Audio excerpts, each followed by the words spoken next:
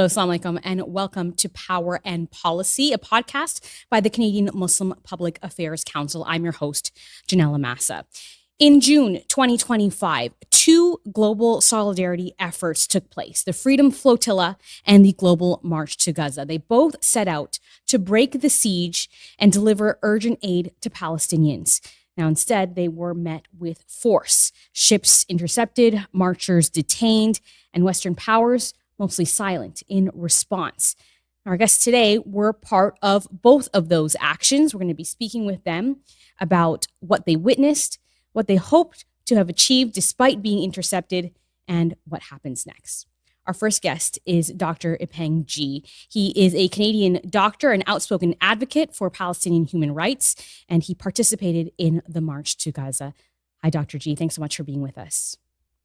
Now, you've been known for your advocacy on Palestine. You visited Gaza on a medical mission in 2024, and you joined this effort of more than 100 Canadians who joined thousands from dozens of countries marching to Egypt's border with Gaza.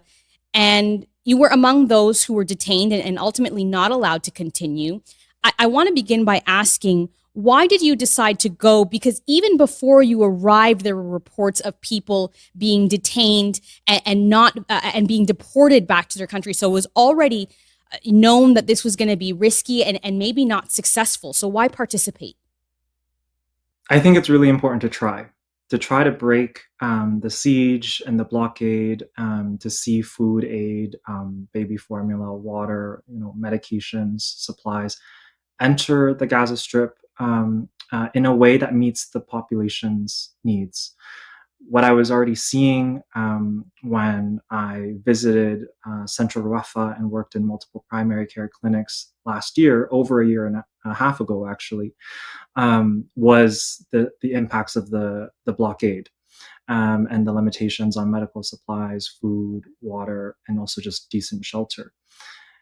With the ongoing genocide and the famine that has been plaguing the Gaza Strip, what we did as ordinary citizens and people of the world, including many others through the Freedom Flotilla and the multiple Freedom Flotillas for that matter, the Tunisian Sumud convoy, which had approximately 2,000 people with I think between 150 and 200 vehicles that tried to also bring aid in. And we were approximately 4,000 people of conscience, just volunteers, activists from all over the world, from 80 different countries, all descending on Cairo, Egypt. And the goal was, I think, really, really meaningful and pivotal at the time. But unfortunately, all these efforts to bring aid into Gaza by land, by sea, and by air, through all these efforts over the past week and a half, unfortunately were stopped. But it's really important to try and also demonstrate that people of conscience and the people who stand in full solidarity with the Palestinian people from around the world are trying to do everything that they can within their power, in actually very ordinary ways, according to local laws, according to international laws, and following these things to be able to bring aid and to be able to pressure complicit states to the ongoing Israeli blockade and genocide, to be able to put that pressure on these parties to be able to let these very necessary and basic things that need to enter Gaza in a appropriate amount, so that life can be sustained. But unfortunately, we're still seeing the denial of all these necessary conditions for life, and the genocide unfortunately continues to worsen as daily massacres happen at the quote unquote food aid distribution sites, coordinated by the Gaza Humanitarian Foundation, which is really a misnomer because they are not providing food aid in any dignified way according to existing humanitarian principles and practices. And it's led by American mercenaries that are armed, including in cooperation with the Israeli military, who are shooting at people who are just trying to feed their families, who are just trying to get some food to feed their starving families. And we're seeing these massacres every day. And we're seeing the famine absolutely set in and cause disease and starvation. And these efforts by ordinary people from around the world are also to bring further international media attention from all these different countries where people come from, so that like all the mechanisms to end genocide really have to be put in place, so that we can see an end to the blockade, see an end to the siege, and an end to the occupation and apartheid. Can you tell us a little bit about what you and other Canadians experienced when you landed in Egypt, and your reaction to the resistance that you faced in trying to complete this? Well, what we really experienced, as like the majority of us descended upon Cairo, Egypt, was that initially people were already being denied entry into Egypt, and being detained, arrested, and deported from the airport alone. And then we also heard of reports of people being picked up in the hotels in downtown Cairo by Egyptian authorities, and once again arrested, detained, and then deported, all for the suspicion of being part of the global march to Gaza. And I think it's really important to clarify that the organizers for the global march to Gaza, as well as many different delegations around the world, took it upon themselves to communicate to the Egyptian authorities that they were going to do this in a peaceful manner and according to local Egyptian laws. And so all of this was being communicated to Egyptian consulates and embassies and ambassadors from many of the participating delegations from around the world. But despite these efforts, the Egyptian authorities still took it upon themselves to really bring that heavy-handed kind of suppression on people who really just wanted to see an end to the suffering in Gaza, see and that food aid enter Gaza in a meaningful way. It is also not surprising that Egypt behaved in this manner, to not even let the people that made it through through the airport, and they didn't even allow us to gather. What we tried to do beyond that was gather in Ismailia, but and the travel from Cairo to Ismailia, there's multiple checkpoints, and people were held up at these checkpoints. Myself, I was held up at one of the checkpoints, and at the first checkpoint, there was approximately 300 people that were held up with their passports held and confiscated for many hours, upwards of 6-7 hours. And I was at the second checkpoint where approximately 1,000 people were, and people kind of were rallying and chanting "Free, Free Palestine." And you could really see a degree of that kind of people power at that checkpoint. But unfortunately, we were, like I mentioned, approximately 4,000 in Cairo. And so it would have been much better to kind of see everyone together. But unfortunately, we were not allowed to pass beyond that checkpoint to Ismailia. And some people that actually made it to Ismailia, including colleagues and friends from Ottawa that were part of the march, they were actually rounded up from cafes or their own taxis on their way to the hotel by Egyptian authorities, and brought back to Cairo after being held on this bus upwards of 12, 13 Wow. hours. And some people also didn't have their passports returned. There are still people who are missing. So we are worried about the well-being of some of these individuals who may still be in Egyptian custody. The So, whole reason why people chose to do this was to end the genocide, was to bring attention to end the genocide and end the famine. right. So, Dr. G, we hear about your experience. We hear what's happening at the food distribution sites. We hear about the lineups of trucks waiting to enter, efforts like yours being suppressed. What's the message now, and particularly to governments like Canada, about what needs to be done to end this siege? What absolutely needs to be done to end the siege in Gaza is full liberation of the Palestinian people. But to be able to get to that, we need to see an immediate two-way arms embargo and suspension of trade with Israel as a genocidal apartheid state that is committing genocide for 20 straight months now. We need to see every party, every state end their own complicity with Israel's genocide in Gaza. And that not only includes weapons technology, but it includes other forms of diplomatic and political support that they continue to provide that kind of cover for Israel, not only as it continues to genocide in Gaza, but continues to also bomb and attack other countries in the region like Iran. And these kinds of attacks are actually bringing attention away from an ongoing genocide. And I think it's all part of the tactics of colonial and imperial violence to distract all of us in where our attention really needs to go. I'm currently actually in Geneva, Switzerland, as I'm meeting with United Nations officials and other teams to also really highlight how the international system has never been for the liberation of Palestinians or people who are colonized or oppressed in this world. But there are very clear things that member states and parties that need to do in this moment to end their complicity and actually to be aligned with their own legal commitments to being a signatory of the Genocide Convention, to be able to actually prevent genocide from happening, which has completely failed.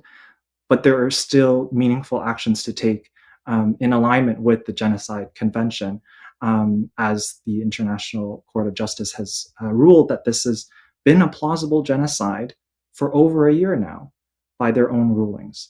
And so member states, countries, parties must end this form of complicity, as well as as well as companies, academic institutions, pension plans. There are many different forms of complicity that must end, and that's actually up to all of us. That's a collective responsibility. That's a responsibility of the people.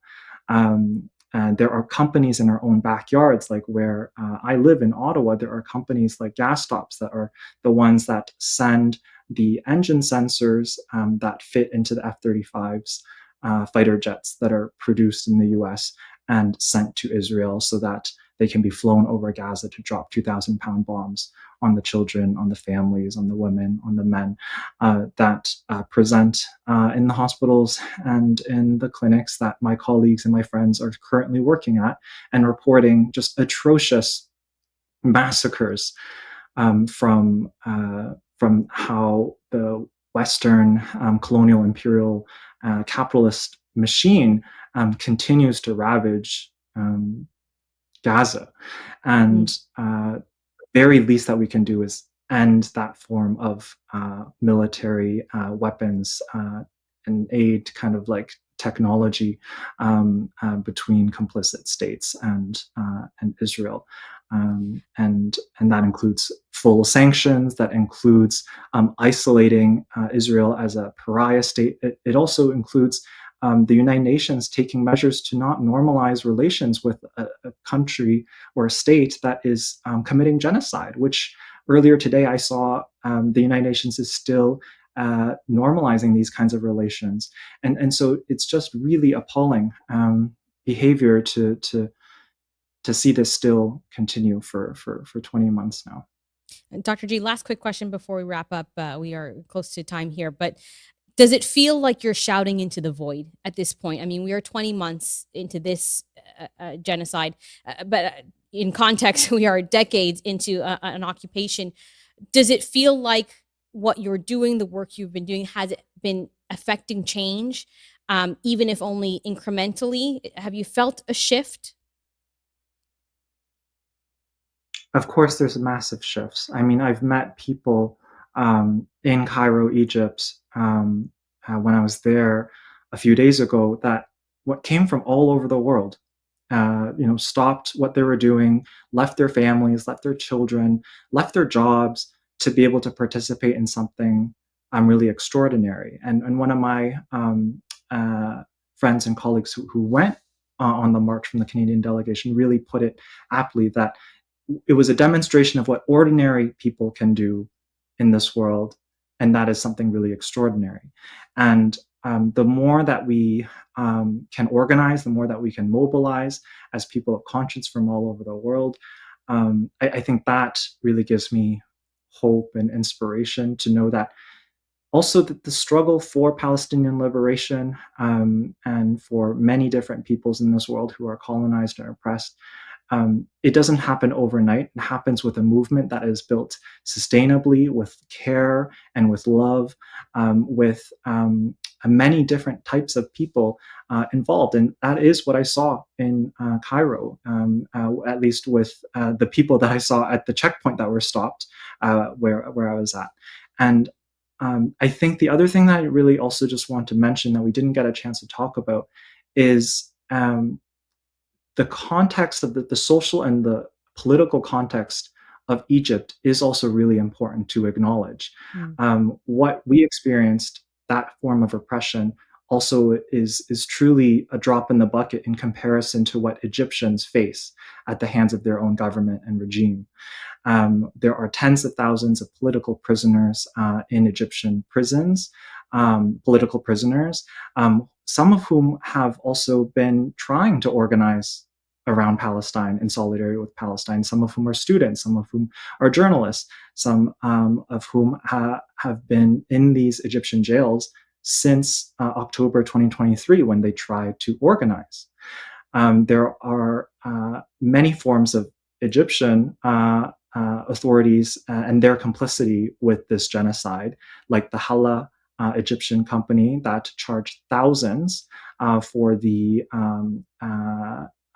movement of Palestinians out of Gaza, as well as the many Palestinian people who have evacuated do not have papers, do not have documents to go to school or to work.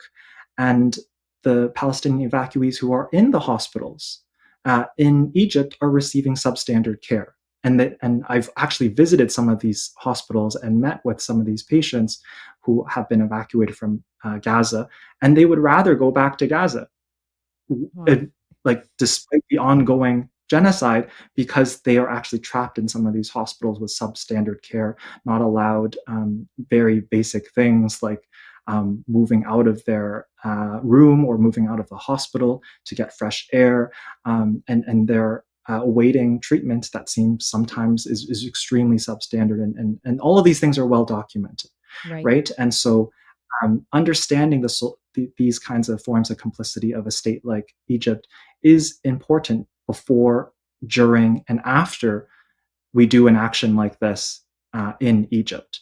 But the focus wasn't Egypt, because we know the situation in Gaza is so dire. But because of the repression that we faced, here we are talking about the complicity of Egypt as one of many parties that are so heavily complicit in allowing genocide to happen in Gaza. Genocide does not happen in a vacuum, right? So it's really important to highlight these forms of complicity for many different states, and of course, my responsibility as a Canadian is to end Canadian complicity in Israel's crimes. Thanks, Dr. G, so much for sharing your insights and for your tireless work. I wish we had more time to continue this conversation, but we will have to leave it there. That's Dr. Yipeng Ge. Let's turn the conversation now to Omar Fayed. He is a journalist with Al Jazeera Mubashir. He was aboard the Madleen, which was a yacht carrying 12 activists from 7 countries, including Sweden's Greta Thunberg. It was carrying humanitarian aid and food supplies to Gaza. This Freedom Flotilla, as it was dubbed, was intercepted in international waters near the coast of the Gaza Strip. Thanks, Omar, for being with us to share your insights. Thank you so much for this opportunity to talk and speak and tell the story again about Madleen. Tell us a little bit about your decision to join, why you wanted to witness what was going to happen there. As you are a journalist, you will be like you want to know exactly what happened everywhere all over the world. And for me as a journalist too, uh, uh, I want to go there as a journalist and also to bring the footage from there to the world that this boat, it's something peacefully, it's something that they are trying to break the siege that Israel made for Gaza. And actually, it was not just as a journalist experience. For me, it was something humanitarian. And I saw a lot through that journey with the other 11 persons with me on the boat. Something really I will never forget. Hmm. Uh, Tell us about that. What did uh, you witness, and especially when the boat was intercepted? Okay, let's talk first about the spirit between the crew, the 12. It was something, all of them, like they were dealing with each other as brothers and sisters. And that was something very important and very unique. And it gives me like some points. For example, that we can live in this world together without any fights. We can like drop what we are not agreed, and we can live together with points that we agreed about. That's what was in the boat. For example, we are from different religions and different origins, also different nationalities, different culture, but all of them they were in the boat for one goal. It's humanity goal and something to say that this world should be a law and with justice and it was like a small world together in this boat. People can live together and they can help each other with different issues. For example, I was helping the captain sometimes, and he was helping me as a journalist sometimes when I need that help. And some of them they were cooking, making some food. Even it was simple food, but even they were trying to do that. Some people doing some drinks for us, even coffee in the morning. It was simple things, but it was A it was a sense of big meaning to us. camaraderie, a sense of That family, yeah, people from all over the world, from exactly, different backgrounds. exactly. And one of the stories, it was the refugee boat. If you notice that during the journey, uh, when I saw the team, how they were working together to do that mission, to rescue the boat for refugee inside the sea, it was something amazing. How they were dealing with each other, and it was something. It's first time for all of them. Maybe only Mark. Uh, he's the captain, and he had some experience dealing with refugee inside the sea.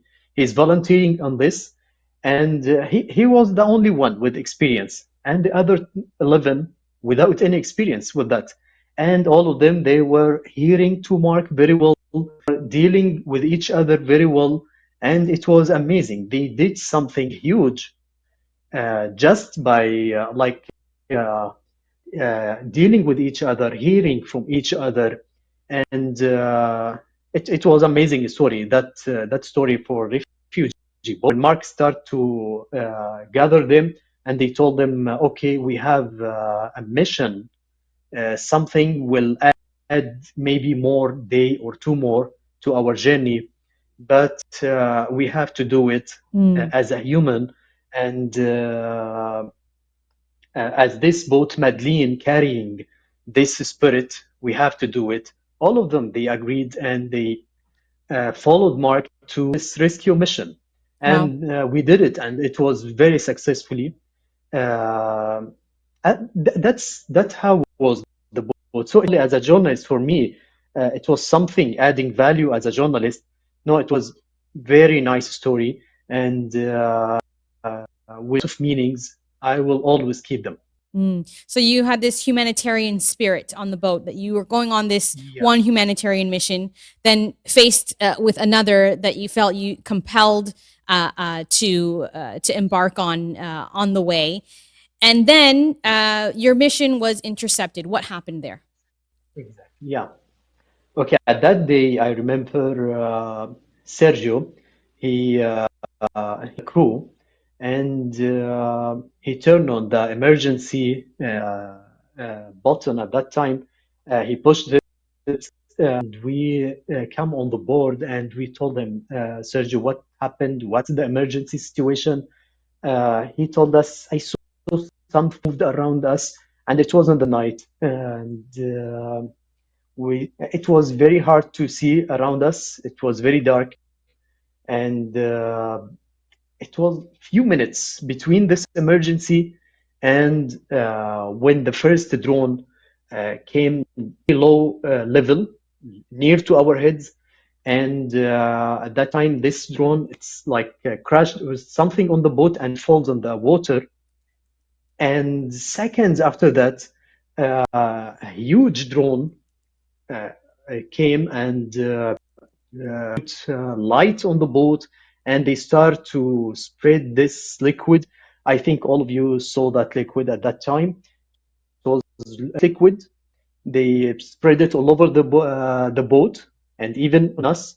And when I asked a specialist about this liquid, they told me that it's something about it helps the drone to follow us on the dark. So even if someone's trying to escape, to jump on the sea or something, the drone can follow also to catch him. And it was everything. It happens in few minutes. They came on board, and at that time we throw our phones on the sea, so they cannot the phones. And I was streaming by phone, by the way. It wasn't a camera; it was a phone. And we did it. We did that in purpose, that they will not take the phones, because when they took a phone, they hacking every number connected with this phone from any application, WhatsApp, or the application we were using during the journey. So we didn't want to give them any information or give them this opportunity to take the phones. So we throw the phones on the sea. And they were very upset about that. And when they came on the board, first thing they asked Tiago, the Brazilian guy. He's a member from Freedom Flotilla, and he has experience. And when they asked him in the beginning to leave the crew and go to the boat, in front of the boat, in the different space on the boat, different place on the boat, and then asked me, Omar, come, where is your camera? Where is your live streaming device? I told them it was a phone. It wasn't a camera. It wasn't. I don't have a live streaming device. And that gives me, after that, after when I arrived to Doha, I was thinking about the scenario, and there's something. It's first time for me to say, when I was thinking, I thought that the first group of commandos, they did the interception.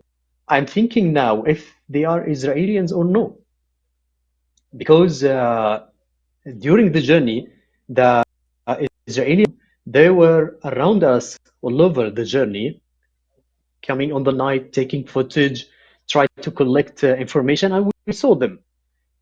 So if they know that I'm streaming by phone, why this man asked me for the camera, and he was asking me also for a device for streaming? He just know that I'm a journalist.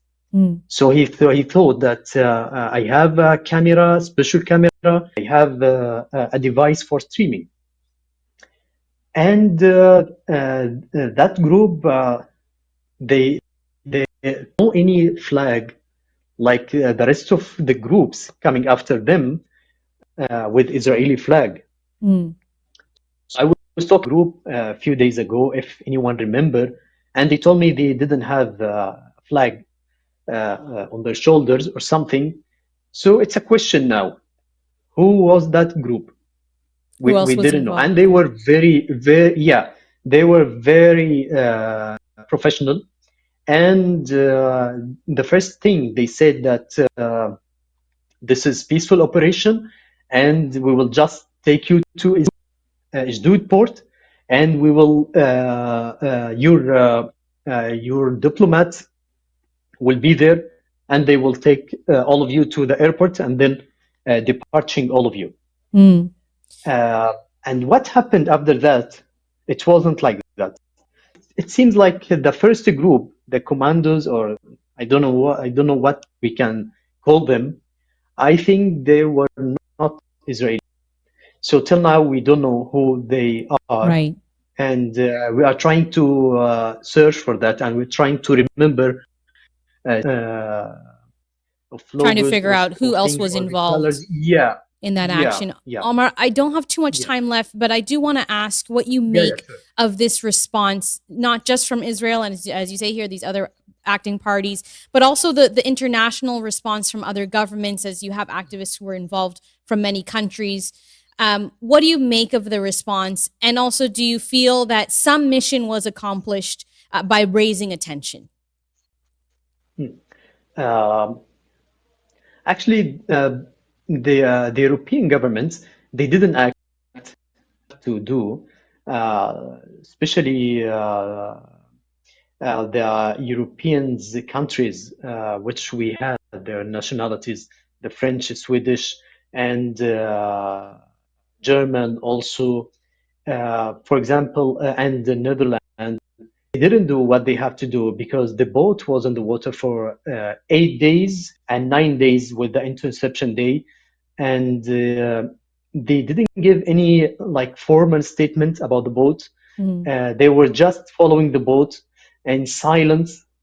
But after that, during the interception, as I met the French consul, he was a very gentleman. He told me that okay, France was like keeping eyes on the boat, and they want you to return back and safely to France. But as a statement, give this boat the safety, and to give this boat the like the spirit as Europeans street. It was a huge movement in the street against Israel and what Israel doing to Gaza. They didn't give the right attention to the boat formally, informal way or statement government. But we think that people on the street in Europe, they have a lot, and they did a lot to that boat and to Palestinian also. When I back to the first day, I saw on the street people put our pictures on the street and raising Palestinian flag. So there is something between the governments, a gap, a big gap between the governments and people on the street in Europe. And this gap, it's going to be like big every day. Governments, they are not listening to the streets now in Europe, and there is a big change in Europe on the streets with people. The story now, Israeli story, is not like without credibility like before with people. People are And more the story critical is, and scrutinizing the Israeli side of the story. now. Yeah. Omar, I have to leave it there, but thank you so much for sharing your insights and your time, as you say, this life-changing experience on the Madleen, which was intercepted in international waters. Thanks so much. Thank you so much. Let's bring in, before we wrap up our conversation here, Dr. Yasser Hadara. He's our political expert and CMPAC's board chair. Just to kind of tie up some of the things that we heard from Dr. G about his experience on the global march to Gaza, from Omar there about his experience being intercepted on the Madleen. What do you make of the crackdowns? You know, we heard from Dr. G, you know, it's not just Israelis, governments, officials, also Egyptian officials involved there.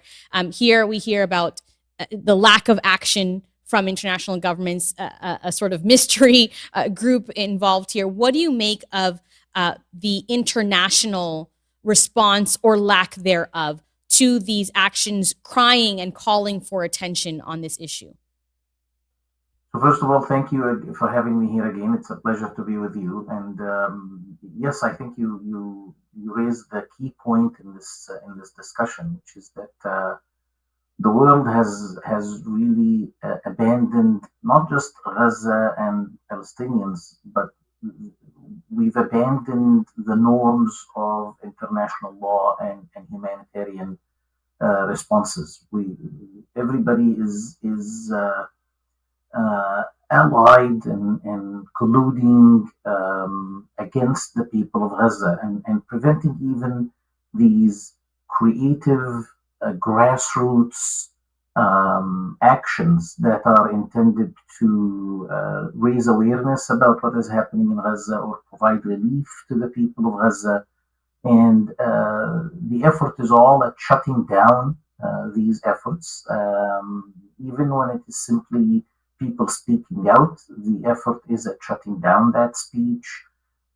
When students at university campuses are trying to stand in solidarity, they are targeted. In the examples that we have seen in the march to Gaza and in the Freedom Flotilla, massive power is brought to bear on these simple grassroots civilian initiatives that are looking for creative ways to break the siege and creative ways to stand in solidarity. And yet massive power is brought to bear against these efforts to shut them down.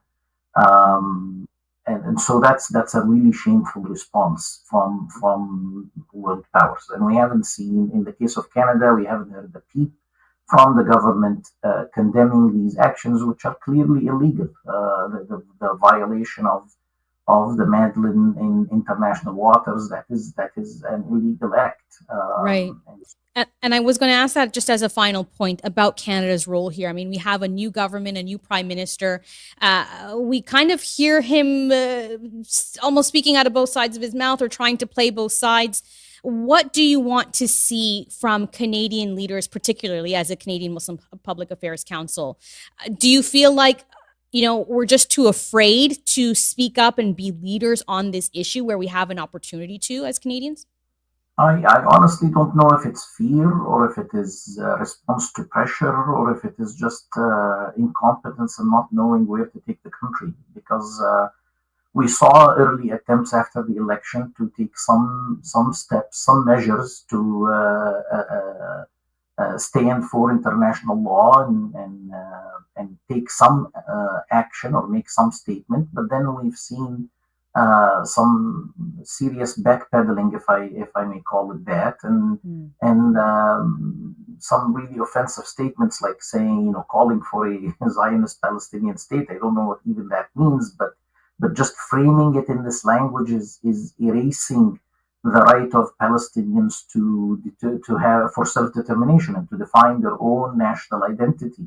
And you don't hear any balancing language to take this into a space of neutrality or working for peace. It's always it's as if everybody else has obligations and the Israeli government has the right to do whatever it wants, and they have the right to act with impunity, whether it is to launch attacks against other countries or to expand the conflict or to target civilians. All of these things just go without commentary, and that's and without meaningful response. Commentary is no longer enough. We really, you asked me what we expect from the Canadian government, and we expect recognition of Palestinian statehood. We expect serious work to bring about a full ceasefire, a complete ceasefire, and a permanent end to the war on Gaza. We expect full arms embargo without loopholes to to take Canada out of its current complicity in what is happening. All right, Dr. Hadara, thanks for your analysis and for providing that Canadian context. Thank you. And thank you to our guests for giving us an inside look on the events on the ground and the larger forces at play in the fight for justice. Dr. Yipeng Ge, Omar Fayyad, and of course, Dr. Yasser Hadara. And thank you at home for watching. This has been Power and Policy, a podcast by the Canadian Muslim Public Affairs Council. I've been your host, Ginella Massa. Until next time, stay informed, stay engaged, and stay empowered. Assalamu alaikum.